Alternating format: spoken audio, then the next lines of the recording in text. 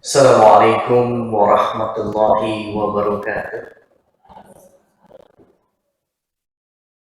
Innal hamdalillah nahmaduhu wa nasta'inuhu wa nastaghfiruh wa na'udzu billahi min shururi anfusina wa min sayyiati a'malina. May yahdihillahu fala mudhillalah wa may yudlil fala hadiyalah. Ashhadu an la ilaha illallah wahdahu la syarikalah wa ashhadu anna Muhammadan abduhu wa rasuluh wa la nabiyya ba'dah. Qala Allah Ta'ala fil Qur'anil Karim, a'udzu billahi minas syaitonir rajim. Fa bi ayyi ala'i rabbikuma tukadziban. Segala puji bagi Allah Subhanahu wa taala yang telah melimpahkan nikmat bagi kita semua. Semoga Allah Azza wa Jalla memberikan kita kemudahan di dalam meningkatkan iman dan takwa, dan semoga Allah Azza wa Jalla memberikan kita kemudahan untuk mendapatkan rizki yang halal, yang berkah dan juga berlimpah. Dan semoga Allah Azza wa Jalla jadikan keluarga kita sakinah, mawadah, warahmah, dan kita dikaruniai anak yang soleh dan soleha. Dan semoga Allah Azza wa Jalla wafatkan kita dalam keadaan husnul khotimah, dan kelak kita akan dimasukkan ke surganya Allah Azza wa Jalla. Salawat serta salam kepada junjungan Nabi besar Rasulullah Sallallahu Alaihi Wasallam beserta keluarganya, sahabatnya, dan juga umat yang mengikuti beliau hatta yaumul qiyamah. Mudah-mudahan Allah perkenankan kita untuk bisa bertemu dengan baginda Rasulullah Sallallahu Alaihi Wasallam dan mendapatkan syafaatnya. Amin ya robbal alamin. Baik Bapak Ibu sahabat yang dirahmati Allah, gimana kabarnya pada pagi hari ini? Alhamdulillah. Insya Allah kita akan sama-sama belajar bagaimana menjadi pengusaha ataupun pedagang ataupun pebisnis yang dicintai Allah dan Rasulnya. Kira-kira semangat atau tidak nih? Semangat untuk belajar? Insya Allah. Baik, next. Slide-nya, lanjut slide-nya. Lanjut, ya. Kita mulai dengan hadis Rasulullah Sallallahu Alaihi Wasallam. At-tajiru sadukul aminu ma'a an-nabiyina was-sadiqina wa syuhada'i yaumal qiyamah. Rasulullah Sallallahu Alaihi Wasallam mengatakan, pedagang, pebisnis, pengusaha yang jujur dan terpercaya akan dikumpulkan bersama para nabi, orang-orang sidik. Orang-orang sidik itu apa? Orang-orang jujur, dan para syuhada. Di mana nanti kita dikumpulkan? Di surganya Allah Subhanahu wa taala. Hadis ini diriwayatkan oleh At-Tirmizi di nomor 1209.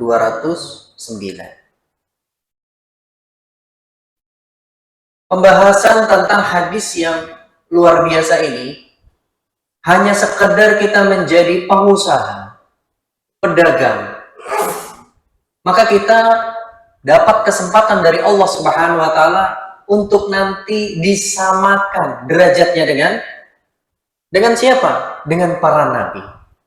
Jadi kalau kita bicara para nabi, mungkin di sini ada yang senang dengan Nabi Musa alaihi salatu wassalam, atau senang dengan Nabi Harun, atau ingin bertemu dengan Nabi Khidir alaihi salatu wassalam, atau bahkan Nabi Adam, pengen banget berjumpa dengan Nabi Adam. Insya Allah Allah berikan kesempatan bagi para pengusaha, pedagang, dan juga pewirausaha. Jadi kita punya kesempatan yang besar.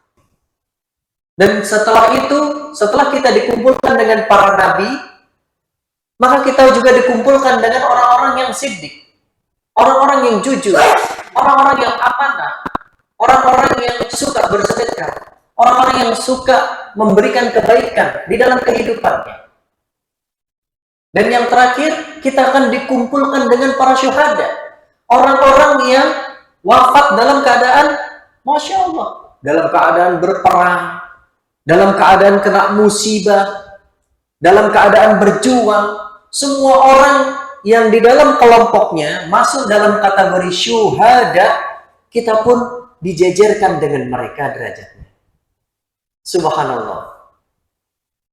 Tak lain tak bukan hadis yang mulia ini dari Rasulullah SAW menggambarkan begitu pentingnya orang yang berjuang dengan menjadi profesi pedagang, pebisnis, pewirausaha, ataupun pengusaha. Maka begitu mulianya orang-orang yang berjuang di kehidupannya untuk mencari rizki yang halal, rizki yang berkah, mengikuti sunnah Rasulullah SAW, maka Allah berikan ganjaran yang begitu besar. Maka siapa yang tidak mau? Pasti saya yakin semua yang hadir di sini bukan hanya sekedar ingin menjadi pengusaha, tapi juga ingin dicintai Allah, dicintai Rasulnya, dan berharap untuk diberikan kesempatan, diberikan hadiah yang besar dari Allah Subhanahu wa Ta'ala kelak nanti kita dikumpulkan kepada para nabi dan sebagainya. Baik. Next.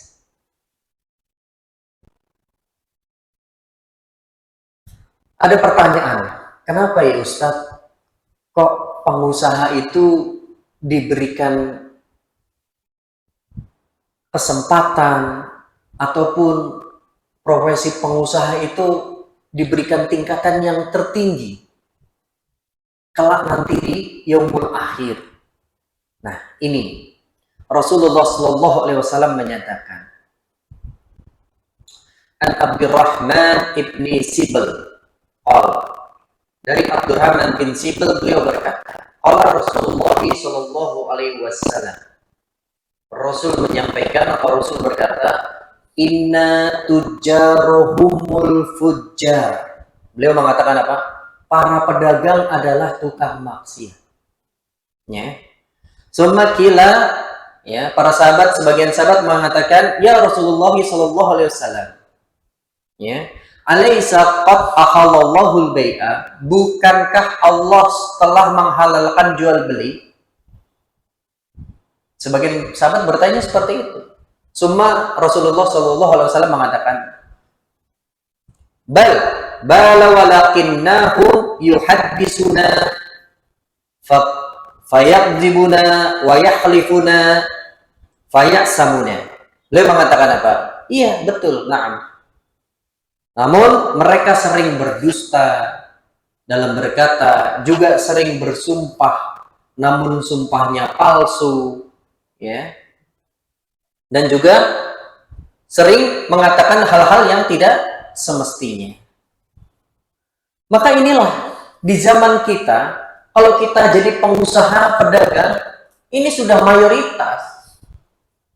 Kita jarang sekali mendapati pengusaha itu yang lurus, yang dia tidak berdusta, dia tidak bersumpah palsu, ya, dan juga tidak mengatakan hal-hal yang di luar batas kemampuannya.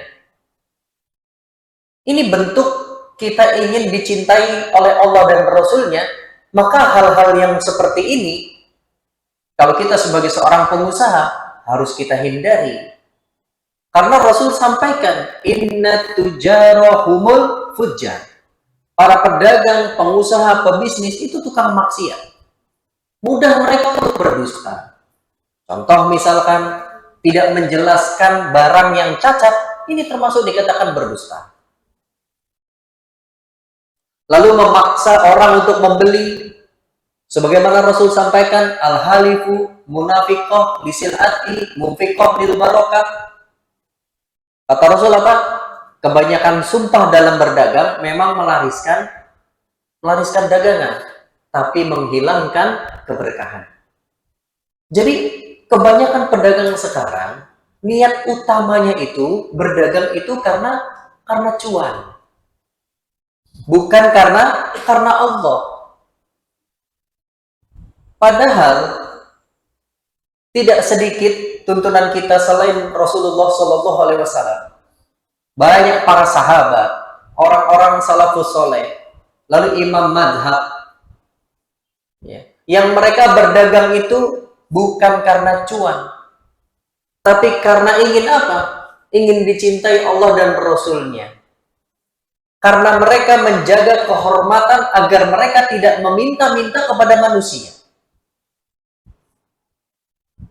Tapi di zaman sekarang, orang berbisnis itu menjadi sebuah profesi kegengsian. Kalau kita mengucapkan, kamu profesinya apa? Saya pengusaha. Itu seperti ada strata tersendiri, kebanggaan sendiri di dunia pergengsian tadi. Padahal perjamaah yang dirahmati Allah, sahabat sekalian, begitu beratnya seorang menjadi pedagang, bahkan ganjarannya itu bisa ditempatkan dengan para nabi kalau kita mau mengikuti bagaimana atsar Rasulullah Shallallahu Alaihi Wasallam, kita mau mengikuti jalan yang diberikan oleh Allah dan Rasulnya. Tapi kalau kita menjadi pengusaha karena kita ingin kaya, karena kita gengsi, atau kita punya tujuan yang di dunia, atau pengen punya masa depan yang cerah di dunia, maka itu semua tidak akan kita dapatkan. Ada salah satu teman saya yang mengatakan, Ustadz, saya pengen jadi pengusaha agar masa depan saya cerah. Innalillah, saya katakan. Kalau kita berharap masa depan di dunia itu tidak akan pernah terjadi. Dunia itu bukan mencari tempat masa depan kita. Masa depan kita itu adalah di akhirat. Jadi kalau kita ingin berdagang, ya berdaganglah secara lillah. Jadikan sarana ibadah kepada Allah. Kita jadi ingin pengusaha, maka jadilah pengusaha yang benar-benar tulus ikhlas karena Allah Subhanahu wa taala. Kalau kita ingin menjadi pebisnis, maka jadilah pebisnis yang benar-benar mengikuti jalannya Rasulullah Shallallahu Alaihi Wasallam. Dari sini kita bisa ketahui, ya, bahwasanya Rasulullah Shallallahu Alaihi Wasallam mengatakan di sisi yang lain, ya, orang yang berbisnis itu akan dikumpulkan dengan para nabi. Tapi di sisi yang lain, Rasul mengatakan pedagang itu tempat tukang maksiat. Ini maksudnya apa? Maksudnya Rasulullah Shallallahu Alaihi Wasallam melihat potensi orang-orang yang berusaha menjadi pebisnis ataupun pedagang itu larinya ke tukang maksiat. Mereka bahkan tidak tahu dan tidak mau belajar bagaimana caranya Rasulullah berdagang, bagaimana caranya Rasul berwirausaha, bagaimana caranya Rasul menjadi pebisnis. Tapi mereka rela waktunya dihabiskan mereka untuk belajar bagaimana meningkatkan cuan, bagaimana meningkatkan omset, bagaimana belajar manajemen. Itu mereka habis waktunya untuk mempelajari itu. Padahal semua yang hadir di sini menjadi pengusaha tujuannya sama, yaitu mendapatkan hasil, mendapatkan harta, mendapatkan cuan. Lalu kita lupa hasil, harta, cuan itu miliknya Allah Subhanahu wa taala. Kalau kita tidak mendekat dengan caranya yang diinginkan Allah dan Rasulnya, bagaimana Allah memberikan kita harta, cuan, hasil yang kita inginkan? Dan kebanyakan pedagang, apa yang disampaikan oleh Rasulullah SAW itu memisahkan antara perkara muamalah dengan perkara ibadah. Jadi kalau kita bicara misalkan, kamu jangan bisnis seperti itu dilarang oleh syariat. Ngapain kamu campurkan bisnis dengan agama? Nah, ini termasuk orang-orang yang tersesat. Padahal setiap amaliyah kita itu akan dimintai pertanggungjawaban oleh Allah Subhanahu wa taala. Jangankan perkara bisnis. Perkara kita bengong saja, bengong tahu ya, melamun, Itu saja kita dimintai pertanggungjawaban oleh Allah Subhanahu wa taala. Apalagi berbisnis yang kaitannya dengan hubungan manusia. Hajatnya banyak orang. Maka berhati-hati, ya. Baik, lanjut.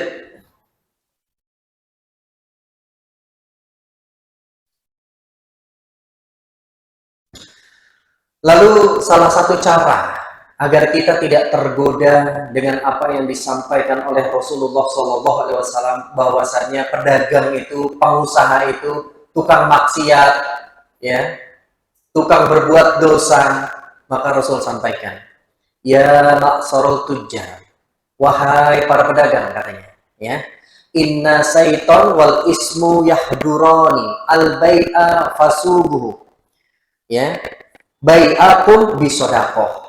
Wahai para pedagang, sesungguhnya setan dan dosa hadir di dalam jual beli.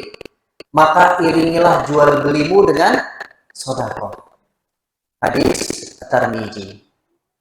Jadi para jamaah sahabat yang dirahmati Allah, kalau kita ingin menjadi pedagang sebagaimana yang kelak nanti akan dikumpulkan di surganya Allah Subhanahu wa taala, dengan para nabi, dengan para syuhada, dan kita bisa bertemu dengan orang-orang yang jujur, maka iringilah jual beli kita itu dengan sedekah.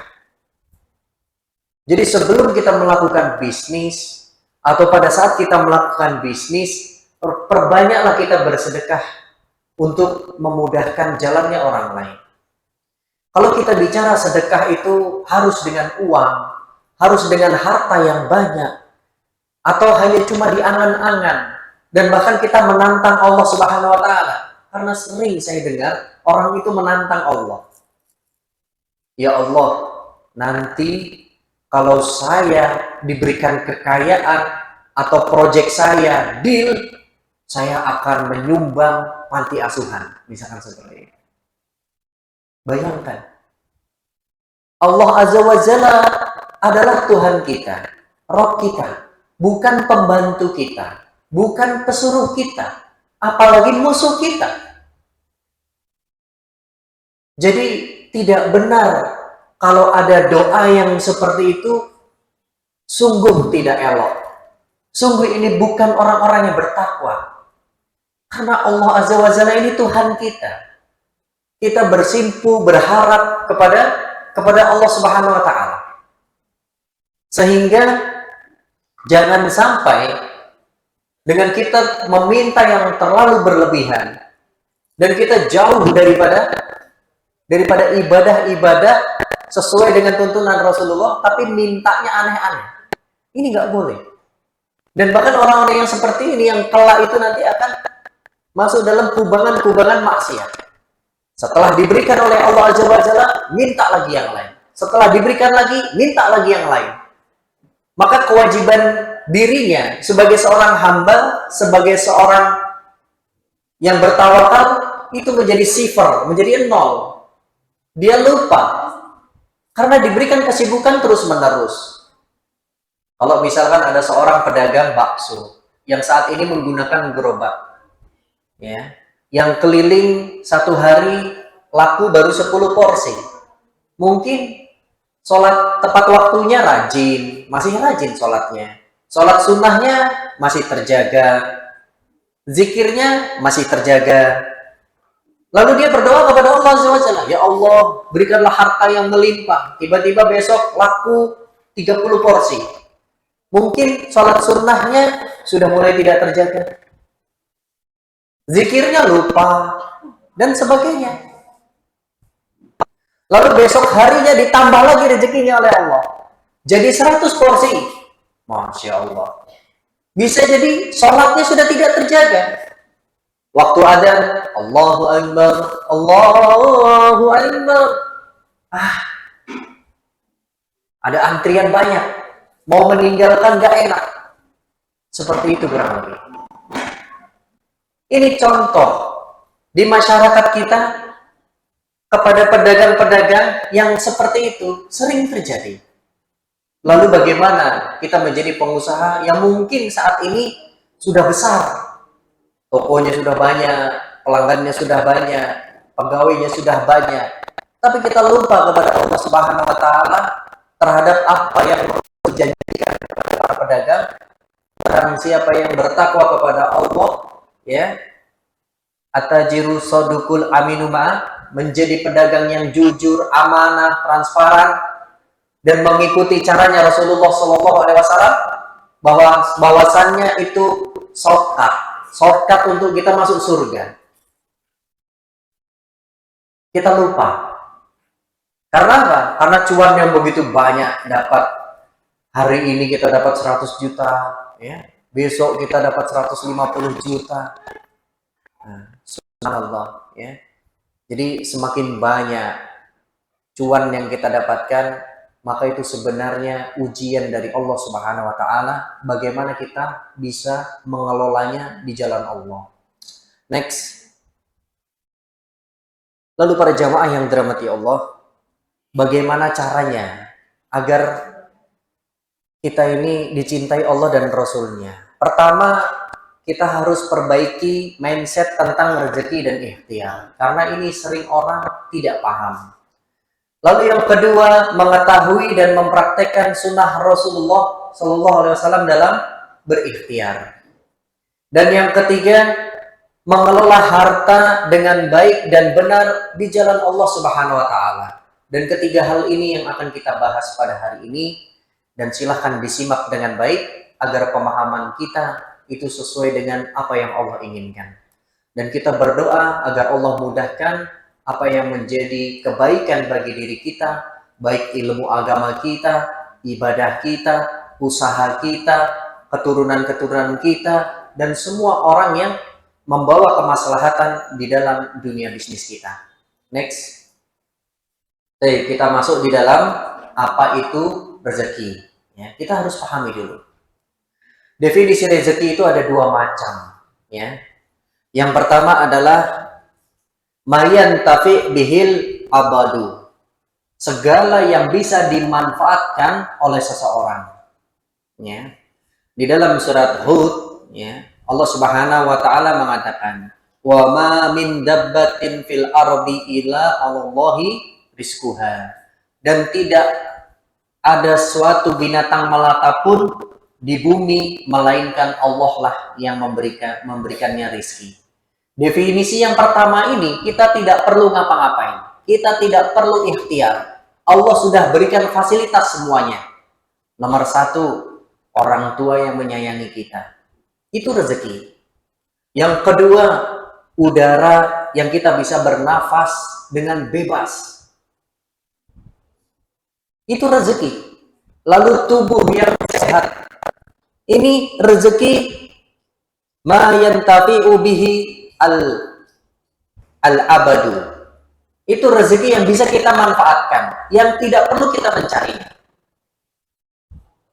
Itu sudah ada di dalam tubuh kita. Mata yang sehat bisa melihat, telinga yang sehat bisa mendengar, ya, paras yang baik.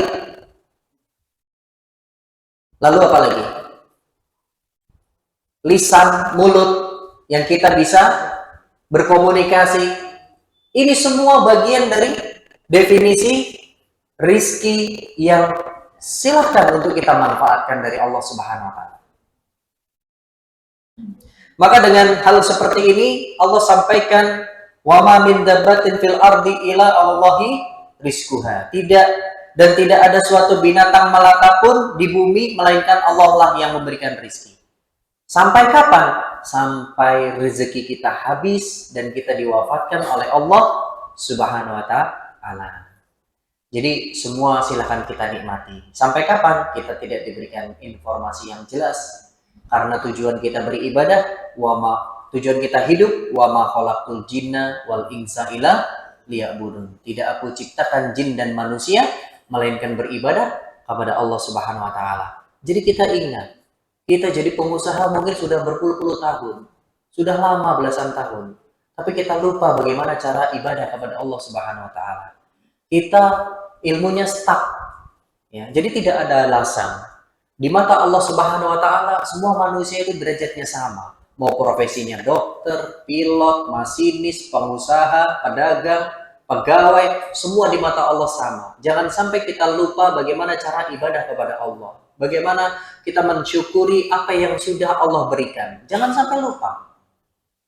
Apalagi kita tidak mengetahui apa itu rezeki. La haula wala quwata illa billah. Lalu yang berikutnya, mayamlikuhul abadu. Segala sesuatu yang dimiliki oleh seseorang setelah Allah memberikan fasilitas yang bisa kita manfaatkan secara gratis,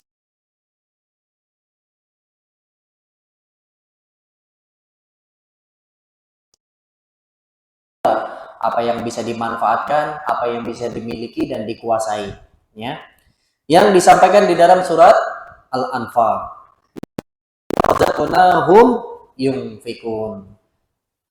Yang menginfakkan sebagian dari rizki yang kami berikan kepada mereka. Contoh misalkan harta yang antum miliki, para jamaah miliki, ya, seperti topi, pakaian, baju, celana, sandal, kendaraan, semua itu yang dimiliki, yang bisa dipindah tangankan, bisa dikuasai, ya.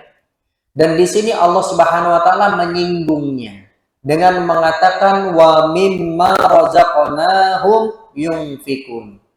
Yang menginfakkan sebagian dari rezeki yang kami berikan kepada mereka. Maka semua rezeki yang kita miliki, yang kita kuasai, itu jangan kita simpan sampai kita wafat. Sebagiannya jadikan ibadah kepada Allah Subhanahu wa taala. Dan harta sesungguhnya di mata Allah adalah harta yang kita infakkan, bukan harta yang kita tabung, bukan harta yang kita sembunyikan, bukan harta yang kita jadikan apa? Cadangan buat anak kita kelak, suami kita, buat istri kita. Bukan itu sesungguhnya. Tapi harta sesungguhnya adalah harta yang kita simpan untuk apa? Untuk di jalan Allah Subhanahu wa taala yang kita infakkan. Ya. Ini adalah makna rezeki. Jadi jangan salah. Rezeki itu datangnya semua dari Allah. Rezeki itu bukan berapa banyak orang yang bekerja keras maka kita akan mendapatkan rezeki yang banyak. Tidak. Bahkan banyak orang mengatakan tergantung usahanya, Ustaz. Tergantung ikhtiarnya rezeki itu. Kalau orang yang dia pekerja keras pasti banyak rezekinya. Tidak seperti itu cara bermainnya Allah Subhanahu wa taala. Kalau kita bicara orang yang bekerja keras, misalkan saya tanya si fulan, "Pak, Anda sebulan itu dapat penghasilan berapa?" 150 juta Ustaz, bersih. Masya Allah. Kerjanya bagaimana? Dari pagi Ustaz. Jam 7 sampai jam 9 malam. Kerjanya ngapain aja? Dia cerita. Pagi saya meeting Ustadz, kedua saya ke pabrik, saya memberikan motivasi, saya memberikan ide, gagasan, waktu, dan ilmu yang saya pelajari. Ya. Lalu saya juga mengemas, ya, membuat sebuah ide apa segala macam, mengkontrol A, B, C, D. Lalu sore, malam, saya memperhitungkan bagaimana arus kas, laba, dan sebagainya. Lalu setelah itu saya istirahat, besok seperti itu lagi. Lalu saya tanya kepada orang itu, kira-kira kerasan mana kerja antum dengan kuli bangunan yang dia kerja bahkan siang, malam, tidur di tempat proyek, atau bisa kita lihat tunjuk misalkan gedung atau apartemen. Resikonya besaran mana antara pekerjaan antum dengan kuli bangunan, saya katakan. Wah, ya nggak sebanding Ustaz. Kuli bangunan itu ya memang pekerja keras. Saya juga nggak sanggup kalau menjadi kuli bangunan. Berarti ini menandakan orang yang bekerja keras bukan orang yang mendapatkan rizki yang banyak. Karena rizki itu, rezeki itu adalah hak prerogatifnya Allah. Allah mau ngasih lapang, ya lapang. Allah mau ngasih sempit, ya sempit. Dan Allah lah yang menakar rezeki kita. Jadi kita tidak bisa berbuat banyak kecuali apa? Ikhtiar kepada Allah Subhanahu wa taala. Jadi kadang menjadi pengusaha itu ketakutannya satu, takut kalau bangkrut, takut kalau miskin. Padahal itu adalah nilai akidah kita yang kita jaga. Kalau kita jadi pengusaha takut miskin, takut bangkrut, takut rugi, maka berarti status pengusaha itu tidak cocok bagi kita. Karena orang yang berwirausaha itu harus berani dia. Berani bangkrut, berani rugi. Ya. Lalu berani apa lagi? Berani miskin, berani ditipu. Karena di baliknya itu kita juga ada keuntungan, kebahagiaan, cuan, hasil. Itu berbanding dengan resiko yang kita jalani. Ya. Maka rezeki itu hakikatnya datangnya dari Allah Subhanahu wa taala. Dan banyak pengusaha-pengusaha yang sudah saya wawancarai, misalkan ini pengusaha-pengusaha yang lurus ya, yang jawabannya itu berdasarkan hikmah. Ketika saya tanya, Pak, Anda bisa kaya raya seperti ini, bagaimana caranya? Saya nggak tahu, Ustaz. Intinya Allah itu memberikan jalan saya mudah. Dan saya tidak tahu kok tiba-tiba saya punya gedung sebesar ini. Saya punya toko sebesar ini. Padahal dulu saya hanya berharap usaha-usaha yang saya ikhtiarkan itu cukup untuk menjadi maisah, untuk menjadi nafkah bagi istri dan anak saya. Tapi tiba-tiba Allah berikan sebesar ini. Itu kebanyakan dari cerita-cerita orang-orang soleh seperti itu. Tapi berbeda dengan orang-orang yang tidak soleh. Mereka pasti akan apa? Akan mengedepankan dirinya. Oh iya Ustaz, saya dulu begini. Kalau saya tidak begini, maka tidak akan begitu. Kalau saya tidak berbuat seperti ini, maka saya tidak akan kaya. Kalau saya tidak ketemu dengan orang itu, maka saya tidak akan menjadi orang kaya. Kalau saya tidak ketemu dengan orang yang sana, maka saya tidak akan menjadi orang yang sukses, katanya seperti itu. Maka ini hakikatnya pengusaha-pengusaha yang tersesat. Mereka berharap kepada makhluk, bukan berharap kepada Allah Subhanahu wa taala. Intinya sederhana, untuk kita dicintai Allah. Bagaimana kita mengesahkan Allah, berharap hanya kepada Allah, mengadu kepada hanya Allah, dan menjaga ibadah kita, akidah kita hanya kepada Allah. Itu adalah orang-orang yang dicintai. Summa berikutnya. Ya, kita masuk tentang definisi ikhtiar dan tawakal. Ya, ikhtiar dan tawakal adalah tugasnya manusia. Manusia diperintahkan oleh Allah Azza wa Jalla untuk ikhtiar dan tawakal.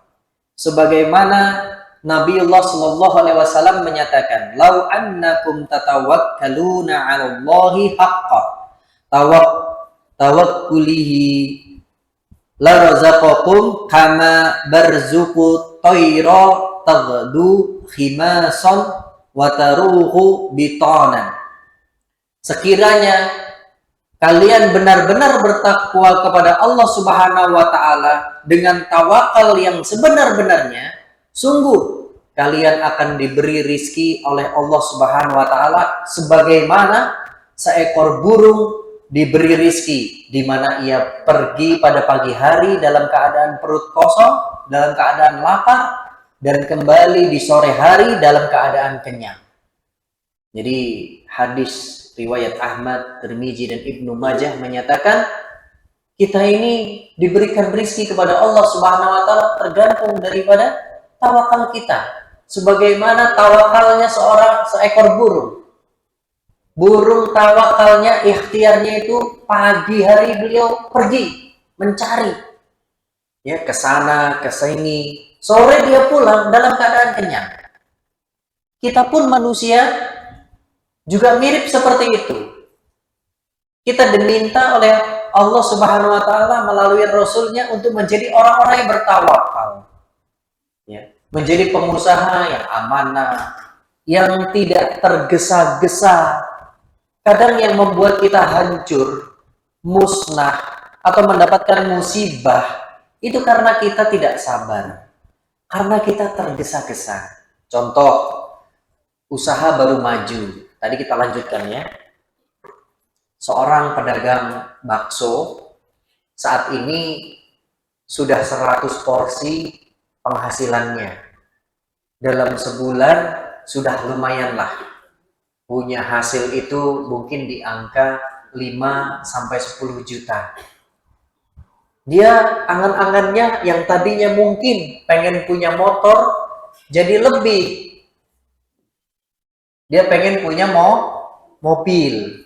Tapi uangnya tidak cukup. Karena penghasilannya masih antara 5-10 juta. Apa yang dia lakukan? Datanglah ke leasing. Saya pengen beli mobil dengan cara yang instan. Bagaimana caranya dengan cara instan? Ya dengan kredit. Dengan akad riba. Nah ini dengan cara yang tergesa-gesa. DP 10 juta, mobil langsung bisa digunakan atau bisa dimanfaatkan. Ini termasuk pengusaha yang tersesat. Karena apa? Karena dia tidak sabar. Dan dia lucunya meyakini Allah Azza wa Jalla akan menolong. Padahal tidak sama sekali. Siapapun orangnya yang bermain-main dengan riba, Allah sampaikan apa? Yamhaqullahu riba wa yurbi shadaqah. Allah akan musnahkan riba dan suburkan sedekah. Maka tidak ada jalan selain bangkrut, rugi, musnah bagi siapapun kita bicara ya, mau itu dia profesinya pengusaha, dokter, masinis, pilot, kalau dia bermain dengan riba pasti musnah. Baik. Lalu yang berikutnya, next. Bagaimana kita ikhtiar? Ya harus berdasarkan petunjuk Rasulullah Shallallahu Alaihi Wasallam. Jadi kalau kita bicara tuyur, ya ta'irat, ya ataupun burung tadi, itu kan diberikan kemampuan terbatas oleh Allah Subhanahu Wa Taala. Dia hanya bisa pergi, terbang, lalu mencari makanan sesuai yang targetnya, sudah dia kembali lagi. Berbeda dengan manusia. Manusia itu diberikan ada satu hal, yaitu apa? Akal, yang dia bisa berimprovisasi dalam mencari makanan apa segala macam. Maka ikhtiarnya juga harus diluruskan ya. Sebagaimana Allah Subhanahu wa taala menyampaikan di dalam surat Al-Anfal, ya ayyuhalladzina amanu stakhibu lillahi wa rasulihi idza da'akum lima yuhyikum wa'lamu innallaha yaqulu baina al-mar'i wa qalbihi wa annahu ilaihi tuhsarun. Hai orang-orang yang beriman, penuhilah seruan Allah dan Rasulnya. Apabila Rasul menyeru kalian demi sesuatu yang memberikan kalian kehidupan, dan ketahuilah bahwa sesungguhnya Allah membatasi antara manusia dan hatinya, dan sesungguhnya kepadanya lah kita akan dikumpulkan.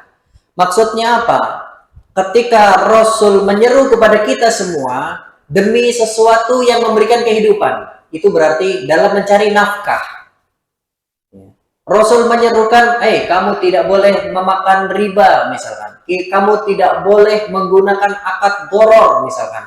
Kamu tidak boleh meminta-minta. Kamu tidak boleh zolim. Demi apa? Demi mencari nafkah. Ya. Dan ketahuilah bahwa sesungguhnya Allah membatasi antara manusia dan hatinya. Bisa dipahami ya. Allah itu membatasi, sangat-sangat membatasi. Banyak di antara kita itu kalau melakukan transaksi muamalah itu kadang tidak menggunakan hati, tapi menggunakan logika. Sehingga tabrak aja, yang penting lancar, cuan, untung. Padahal di hatinya menolak. Ya. Saya pernah ditanya, Ustaz, saya itu lansia usia 59 tahun. Kalau kata Rasulullah itu kan usia umatku itu berkisar antara 60 sampai 70 tahun, Ustaz. Sejak 30 tahun yang lalu, Ustaz, saya itu pengen banget umroh katanya. Tapi uang tabungan saya sudah 20 tahun nabung baru dapat 13 juta, Ustaz. Nah, ini ada yang menawarkan umroh dengan dana talangan, Ustaz. Ya. Menurut Ustaz bagaimana? Terus saya tanya balik, Bunda, kira-kira Bun, hati Bunda tanya deh, Bunda itu lego tidak? Bahagia tidak? Kalau umroh itu dengan jalan hutang, nanti pulang itu harus membayar tagihan. Bunda sudah siap belum nanti ketika pulang ditagih sana, ditagih sini, Bunda harus kerja keras. Hati kecil saya nggak sanggup, Ustaz. Tapi akal saya kepengen, Ustaz. Nah, ini kan bertentangan kan? Makanya Allah membatasi. Hati itu dibatasi karena hati itu yang menguasai Allah. Ya muqallibal qulub. Allah itu bisa membolak-balikan hati manusia. Tapi setelah dibalikan oleh Allah menjadi baik, tergantung akalnya. Ngikutin hati atau tidak. Kalau akalnya dimasukin syaitan, wala tatabi'u khutuwati syaitan, dirasuki, maka terjadilah musibah yang besar. Nah, jadi gambarannya seperti itu. Dan Imam An-Nawawi mengatakan, wa ammal bai'u wan nikahu wasibhuhuma mimma la yahibbu asluhu wa yahrumul iqdamu alaihi illa ba'da ma'rifah sartohi. Adapun masalah jual beli, kata beliau, nikah dan yang mirip dengan keduanya, yang hukum asalnya tidak wajib, maka haram melakukannya kecuali setelah mengetahui syarat-syaratnya. Jadi kita semua yang hadir di sini, kalau menjadi pengusaha, maka ikuti kata Imam An-Nawawi. Masalah jual beli, transaksi, nikah, ya, itu hukum asalnya tidak wajib, ya, ataupun haram kalau kita melakukan kecuali setelah tahu ilmunya. Sebagaimana Umar bin Khattab mengatakan, la yabi'u fi sukina ila man qad tafaqahu fid. Janganlah kalian berdagang, berbisnis di pasar kami sebelum kalian mempelajari ilmu agama yaitu fikih muamalah. Karena apa? Karena kita akan tersesat. Kita akan melakukan banyak kesalahan. Harta yang kita ambil itu bisa jadi harta yang haram. Harta subhat. Sebagaimana Rasul sampaikan, la ya'ti 'alan nas jamanu la yubali almar'u bima akhoda amin halal amin haram. Kelak nanti suatu zaman umat itu sudah tidak peduli hartanya itu diambil dengan cara yang halal ataupun cara yang haram. Subhanallah. Dan di zaman kita banyak sudah melakukan seperti itu. Kalau ditanya, Bapak tahu hukumnya ini? Nggak tahu, Ustaz. Ya, tapi sudah bisnis ini, sudah bisnis itu, gitu ya. Nah, ini masuk perkara pasal yang disampaikan Rasulullah, yang disampaikan Umar bin Khattab. Ya. Karena sudah 2 kali ya diingatkan oleh panitia. Dan mudah-mudahan Allah mudahkan kita kelak bisa berkumpul lagi di sini ya, untuk bisa kajian lagi ya. Dan ini sebenarnya masih ada beberapa, tapi ya sudah, insya Allah nanti kita lanjutkan bisa di grup ya, atau dengan tanya jawab.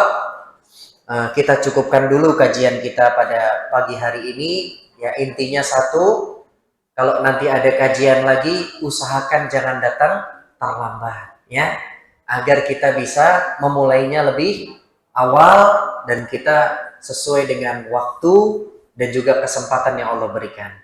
Saya kembalikan kepada Ustadz Faisal. Tafadhol Ustadz. Dan saya ingin izin ke kamar kecil dahulu. Bapak Ibu yang dirahmati Allah Subhanahu wa taala, setelah ini ya, untuk menguji hasil dari belajar Bapak Ibu semua, dari Budian menyiapkan ada 5 hadiah payung ya. bagi yang bisa menjawab pertanyaan sesuai dengan apa yang disampaikan oleh Ustaz tadi. Selanjutnya. Ini yang keberapa? Kurang dua lagi kita. Oh iya. Tadi Anda sebutkan bagaimana ikhtiar dan tawakal adalah tugas manusia dan dicontohkan oleh Rasul, ya. Nah, di hadisnya ada yang bisa menjelaskan ya hadisnya walaupun singkat, contohnya bagaimana kita ikhtiar dan tawakal. Yang depannya adalah sekiranya kalian benar-benar bertakwa kepada Allah sebagaimana titik. Dilanjutkan silakan. Okay. Ayo Mas, ini yang ikhwan nih, ikhwan. Ya. Kalau ada Ikhwan angkat tangan kita dulu kan maaf. Jadi apa terus ya? Ya, kita beliau dulu. Silakan. Bapak siapa? Mas siapa? Mas Auladi. Usahanya kursi lesehan ngaji. Kursi lesehan ngaji. Ini yang beliau sedekah di tempat kita itu, Ustaz. Masya Allah. Alhamdulillah. Silakan. Hadisnya lawan tatawakaluna Nah, tawakuli larozakum kama yarsukut tayro kama yarsukut tayr tahdu imasan wa tahdu bitona. Artinya Seandainya kita benar-benar tawakal dengan sungguh-sungguh dan terus insya Allah akan memberikan rezeki seperti halnya burung yang berangkat pagi hari dengan kondisi lapar dan pulang dalam keadaan kenyang di sore harinya. Jadi kerjanya nggak terlalu ngoyo. Masya Allah. Ini hadiahnya nggak cuma sekedar payung harusnya. iya. Masya Allah. Ustaz, enggak cuma payung, Nah, obat merah. silakan Mas, diambil Mas. Diambil Mas. Diambil Mas. Masya Allah. Diambil Mas. Masya Allah. Ya La haula wala quwwata illa billah. Alhamdulillah. ikut pengajian disamoni wae. Alhamdulillah. Masya Allah. Pertanyaan beda lagi tuh, tambah lagi tadinya. Oke, ini yang terakhir ya. Pertanyaannya dibuat yang paling gampang aja, ya. Yang paling gampang, ya. Tadi definisi rezeki itu ada dua. Yang pertama adalah yang dimanfaatkan, yang kedua adalah yang dimiliki, ya.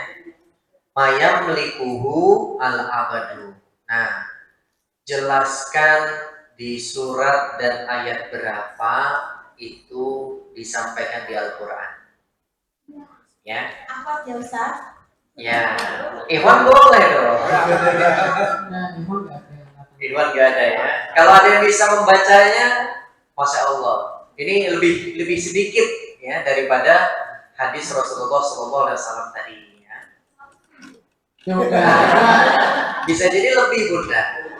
Saya kasih 4 juta, tapi dalam bentuk pelatihan teknisi handphone di LPK Quantum Telekomunikasi. Masya Allah.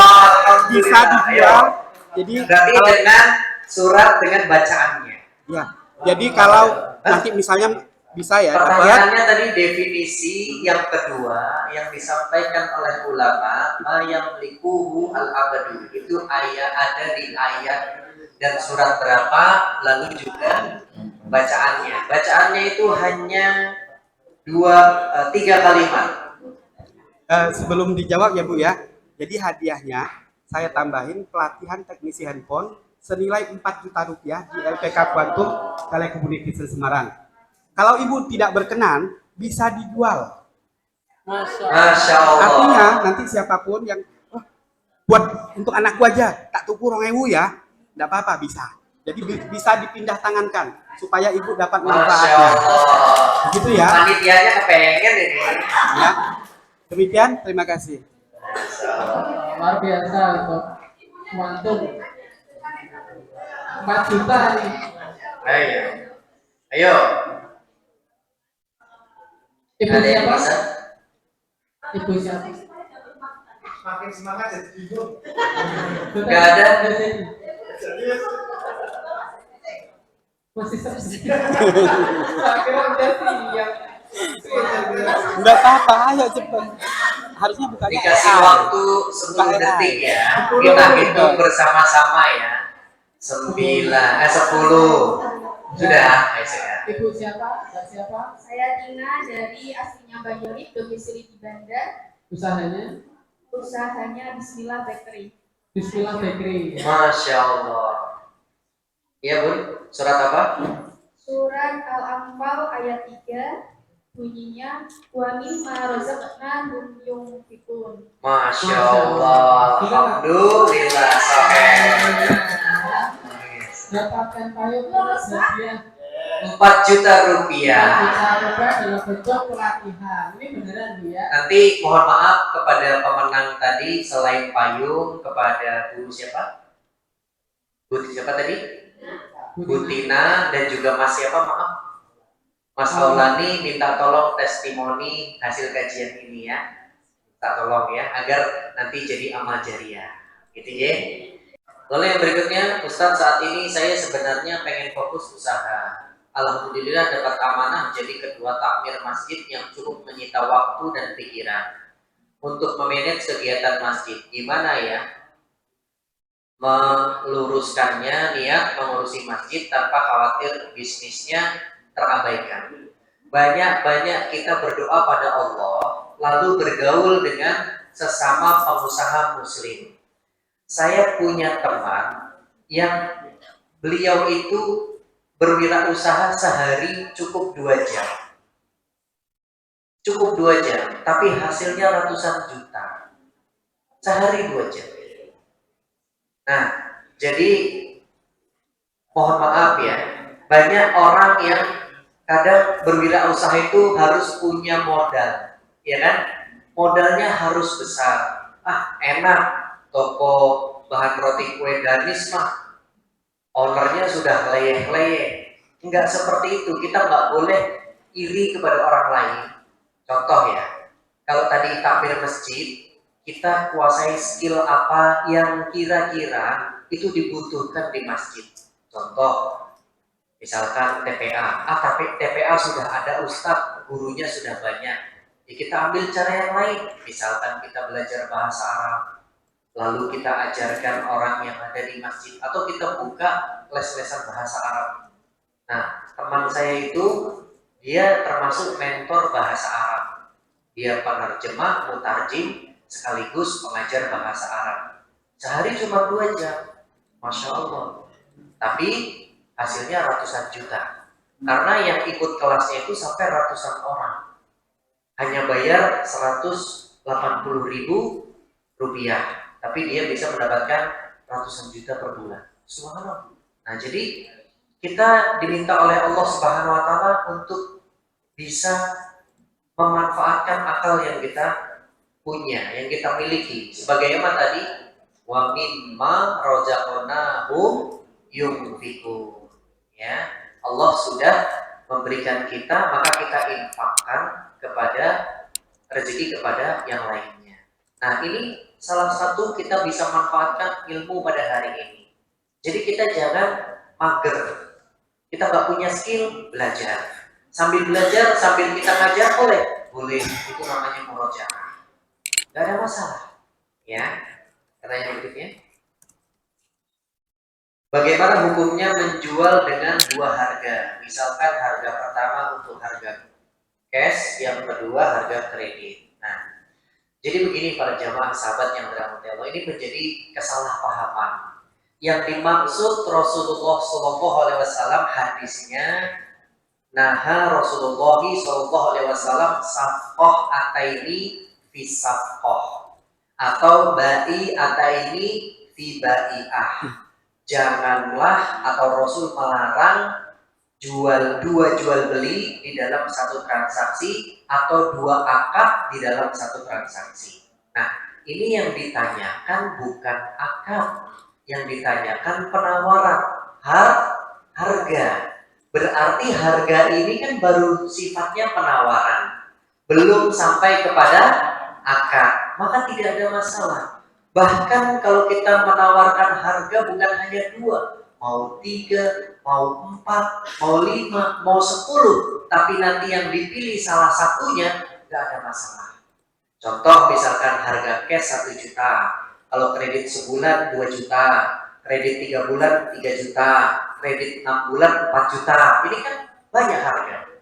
Tapi yang dipilih salah satunya, karena Rasul yang dilarang oleh Rasul adalah angkatnya, bukan penawarannya. Bisa dipahami? Nah, sebagaimana orang-orang misalkan yang kategori distributor, itu kadang dia membuat harga banyak. Untuk distributor harganya misalkan 5.000, untuk yang non distributor harganya 6.000, untuk eceran harganya 7.000, kan begitu ya? Kalau kita bicara distributor, itu tidak masalah, nggak ada masalah. Yang masalah kalau kita adanya 2 akad dalam satu transaksi. Contohnya just tip. Nah, ini sering kesalahpahaman nih.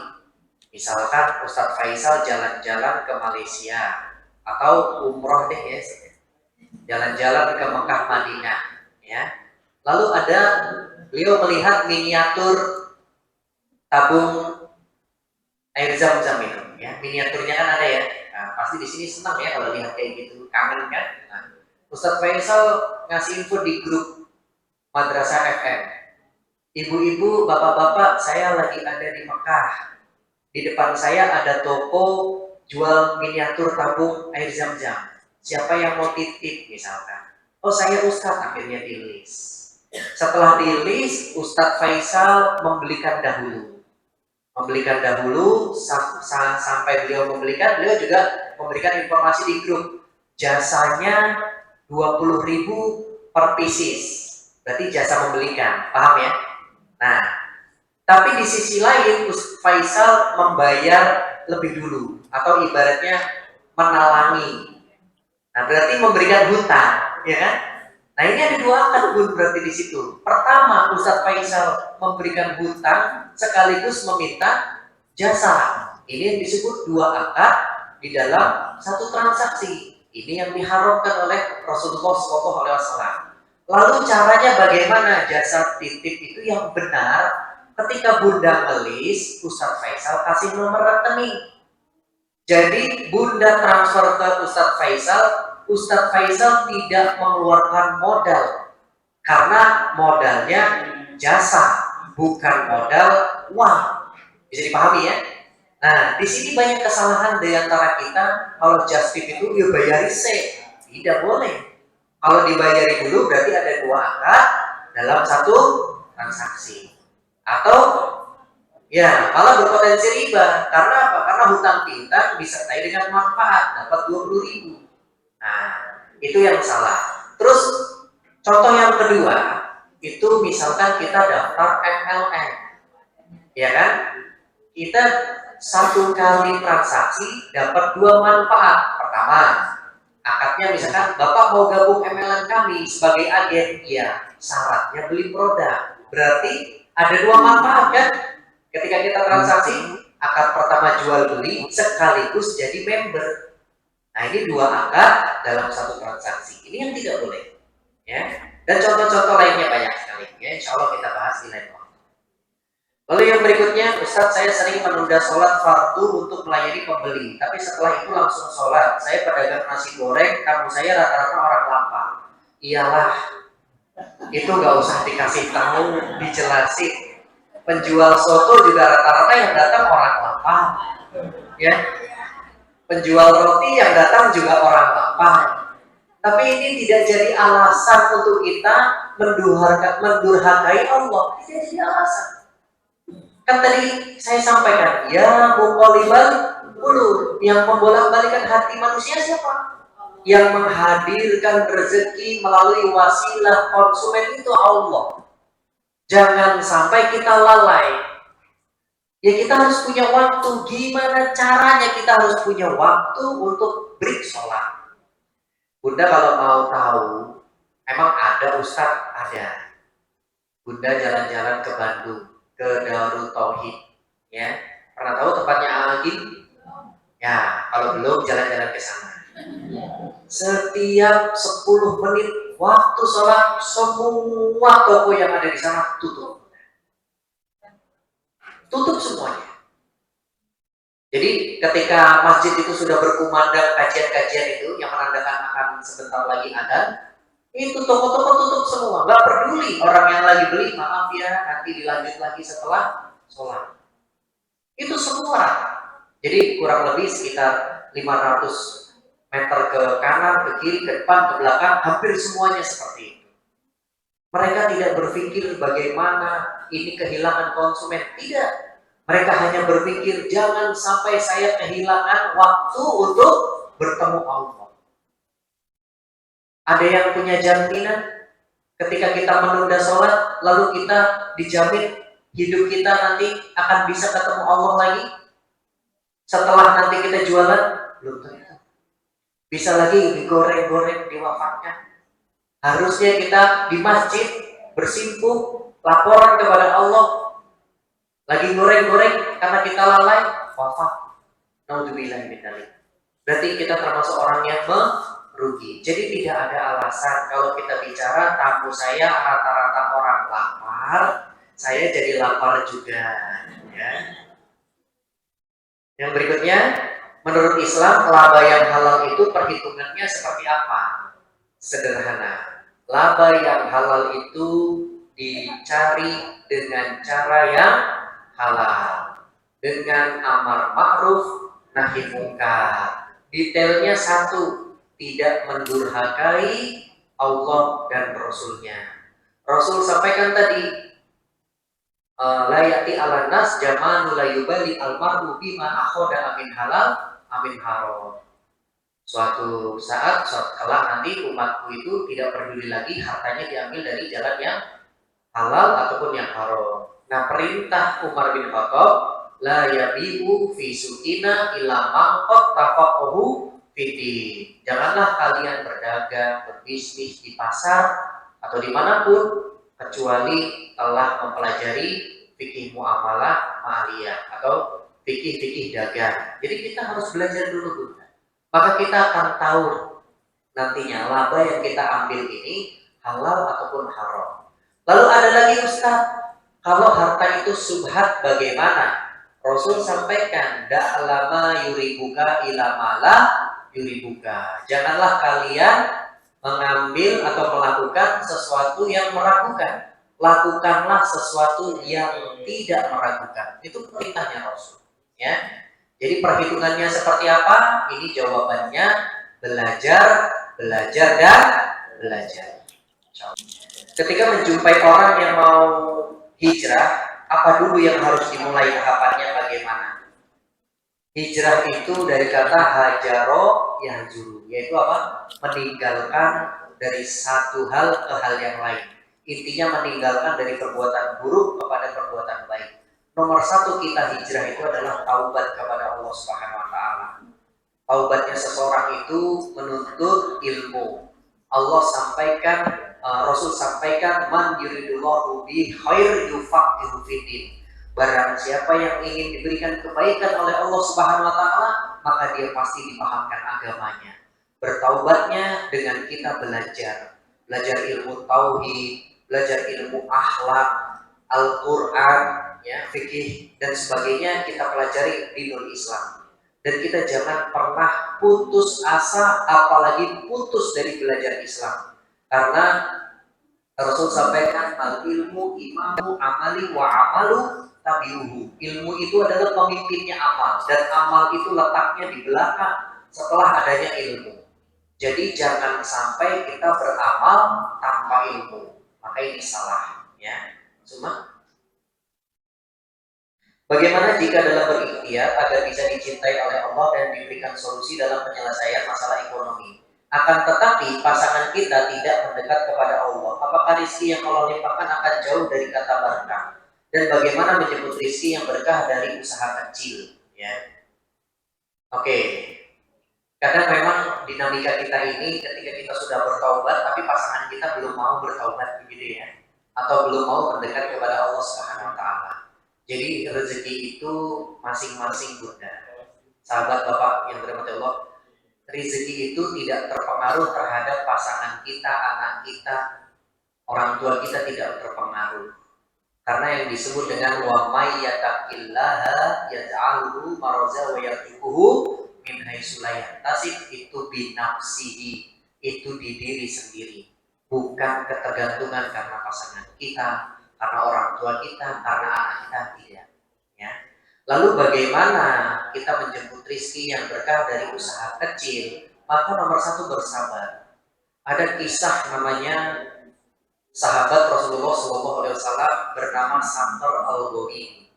Sakhr al-Ghamidi ini sahabat Rasul yang suka diperintahkan menjadi utusan. Jadi memantau ke daerah sana, ke daerah sini, ke pasar sana, ke kota sini. Itu Rasulullah SAW ketika mau mengutus beliau pasti di pagi-pagi hari ataupun di waktu-waktu qabla subuh yang beliau dipanggil ya oleh Rasulullah. Sakhr al-Ghamidi ini, tapi ketika beliau dipanggil oleh Rasul itu sering kali dan bahkan hampir setiap hari itu mendoakan umatnya. Jadi ketika beliau dipanggil oleh Rasul, ketika bertemu Rasul itu pada saat mendoakan umatnya. Mendoakannya apa? Beliau Rasul berkata, wa barik ummati fi bukuriha. Kata Rasulullah SAW, ya Allah, berkahilah umatku di pagi hari. Nah, jadi Sakhr al-Ghamidi ini menjadikan kesempatan beliau memanfaatkan doa Rasulullah SAW untuk apa? Untuk beliau giat di pagi hari setelah subuh, dia tidak tidur lagi, dia berzikir kepada Allah, dia beramal soleh, ya, sampai dia bekerja dari mulai subuh dan dia dianugerahi oleh Allah Subhanahu Wa Taala kekayaan yang begitu banyak, menjadi orang yang goni. Karena apa? Karena dia memanfaatkan doanya Rasulullah SAW. Nah, ini bisa kita ikuti. Ini salah satu bonus yang dijanjikan kajian pada hari ini. Bagaimana kita mendapatkan jurus-jurus mengundang rezeki, salah satunya ini. Ya, harusnya nanti saya di akhir, tapi ini ada pertanyaan sekalian saya jawab. Ya. Sebagaimana Sakhr al-Ghamidi melakukan hal yang demikian, kita pun bisa. Pagi hari sholat subuh kita di masjid, lalu berzikir pagi, ya, lalu dilanjutkan dengan suruh. Setelah itu kita tidak leha-leha.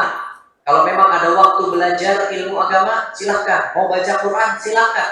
Tapi setelah itu kita bekerja, kita berikhtiar kepada Allah Subhanahu Wa Taala, dan itu dilakukan terus-menerus, bukan hanya sehari, 2 hari, seminggu, 2 minggu, sebulan, 2 bulan, tidak. Tapi itu jadikan prinsip hidup kita, maka Allah Azza wa Jalla akan menganugerahkan kita insya Allah rezeki yang halal, berkah dan berlimpah, insya Allah. Mungkin itu para jamaah sahabat sekalian, dan tidak bisa dijawab semua pertanyaan di sini.